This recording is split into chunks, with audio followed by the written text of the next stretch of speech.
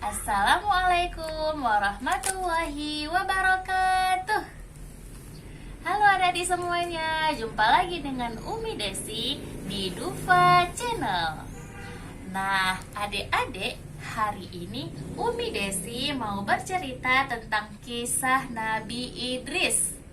Adik-adik pernah dengar nggak ya nama Nabi Idris? Yes, hebat semuanya.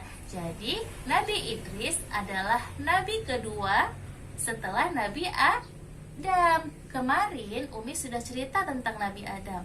Bagi yang belum nonton, jangan lupa nonton ya.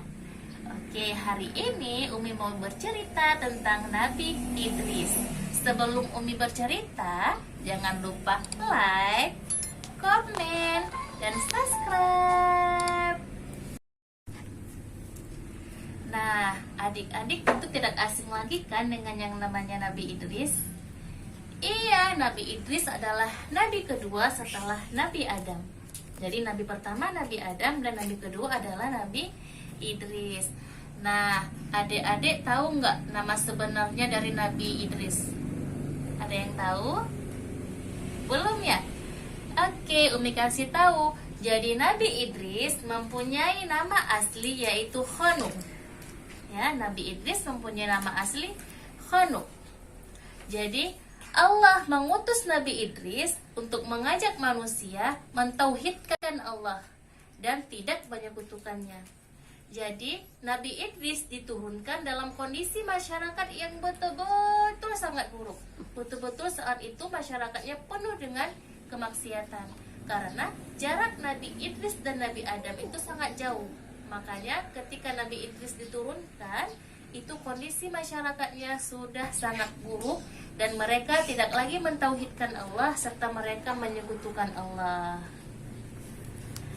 Nah, adik-adik, ternyata Allah itu sangat memuliakan Nabi Idris. Bahkan Allah menyebutkan nama Nabi Idris di dalam surah Al-Maryam loh, yang bunyinya, dan ceritakanlah Muhammad kisah Idris di dalam kitab Al-Quran. Sesungguhnya dia orang-orang yang sangat mencintai kebenaran dan seorang nabi, dan kami telah mengangkat kedudukan yang tinggi. Jadi saking Allah muliakan Nabi Idris, Allah sebutkan Nabi Idris di dalam Al-Quran. Nah, adik-adik tahu nggak kenapa Nabi Idris mendapat pujian yang luar biasa dari Allah? Karena Nabi Idris adalah seorang hamba yang sangat solih dan seorang hamba yang taat beribadah kepada Allah. Lalu Nabi Idris merupakan salah satu nabi yang paling taat beribadah kepada Allah, sampai-sampai beliau Allah berikan pahala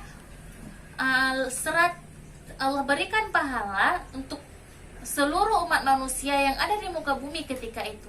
Jadi gini adik-adik, seandainya seseorang mendapatkan 100 pahala, maka untuk Nabi Idris 100 pahala itu dikalikan dengan seluruh orang yang ada pada masa itu. Nah, oleh karena itu Nabi Idris karena sangat senang dengan hadiah yang Allah berikan, Nabi Idris minta sama Allah supaya Allah memanjangkan umur Nabi Idris supaya lebih banyak bisa beribadah kepada Allah sehingga lebih banyak pahalanya. Nah, kemudian pada suatu hari Nabi Idris bertemu dengan salah seorang malaikat. Dan kemudian Nabi Idris mengenali malaikat tersebut. Jadi Nabi Idris berkata kepada malaikat itu bahwa dia ingin Allah memanjangkan umurnya. Kemudian malaikat itu pun mengajak Nabi Idris untuk langsung menjumpai malaikat maut. Jadi malaikat tersebut berkata, "Wahai Idris, kenapa engkau tidak langsung aja jumpai malaikat maut dan engkau katakan bahwa engkau ingin umur yang panjang?" Nah, setelah itu malaikat tersebut mengajak Idris berjumpa dengan malaikat maut. Kemudian malaikat tersebut memberikan salam kepada malaikat maut, tapi dalam kondisi Idris tidak ikut, masih di belakang ya. Jadi malaikat tersebut memberi salam kepada malaikat maut, "Assalamualaikum." Kemudian malaikat maut menjawab, "Waalaikumsalam." Kemudian malaikat tersebut pun mengatakan bahwa Idris ingin berjumpa dengan malaikat maut. Nah, kemudian malaikat maut itu bertanya, untuk apa Idris mau berjumpa denganku? Kemudian malaikat tersebut berkata bahwa Idris ingin umurnya dipanjangkan. Kemudian malaikat maut tersebut bertasbih kepada Allah dan mengulang-ulangnya, subhanallah, subhanallah, subhanallah. Adik-adik tahu nggak kenapa malaikat maut itu bertasbih kepada Allah? Tahu tidak? Nah, malaikat tadi pun dia heran, kenapa dengan malaikat maut ketika disebutkan nama Idris, malaikat maut langsung bertasbih. Ternyata Allah sudah berpesan kepada malaikat maut bahwa cabut nyawa Nabi Idris di langit keempat. Nah, jadi malaikat maut bingung, bagaimana caranya Idris yang di bumi bisa ke langit keempat, seperti itu. Nah, ternyata dengan melalui malaikat tersebut mengajak Idris untuk naik ke langit pertama. Setelah itu naik ke langit kedua. Setelah itu naik ke langit ketiga dan naik ke langit keempat. Nah, pada saat itu malaikat maut sama sekali tidak mampu berpikir bagaimana caranya Idris bisa naik ke langit keempat. Karena Allah sudah berpesan, ini sudah waktunya Nabi Idris untuk diambil nyawanya. Tetapi Nabi Idris di bumi, bagaimana untuk bisa naik ke langit keempat? Ternyata dengan jalan malaikat tadi. Nah, kemudian ketika Idris menyampaikan maksudnya untuk dipanjangkan umurnya, malaikat maut tidak bisa mengabulkannya lagi karena Allah sudah menetapkan Nabi Idris meninggal di waktu itu juga dan di langit keempat. Nah, maka Allah mencabut nyawa Nabi Idris di langit keempat. Jadi Nabi Idris tetap berada di surga, Nabi Idris tetap berada di langit keempat. Ketika Rasulullah Mi'raj dan sampai ke langit keempat, Rasulullah memberikan salam kepada Idris.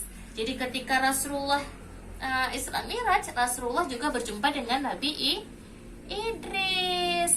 Nah, subhanallah kan adik-adik, sungguh besar kemuliaan yang Allah berikan kepada Nabi Idris. Karena ketaatannya, ketakwaannya, Allah sampai-sampai mewafatkan beliau tidak di bumi tetapi mewafatkan beliau di langit. Masya Allah.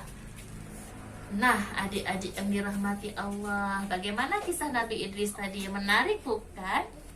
Iya, jadi yang dapat kita petik dari kisah Nabi Idris tadi bahwa kematian itu milik Allah.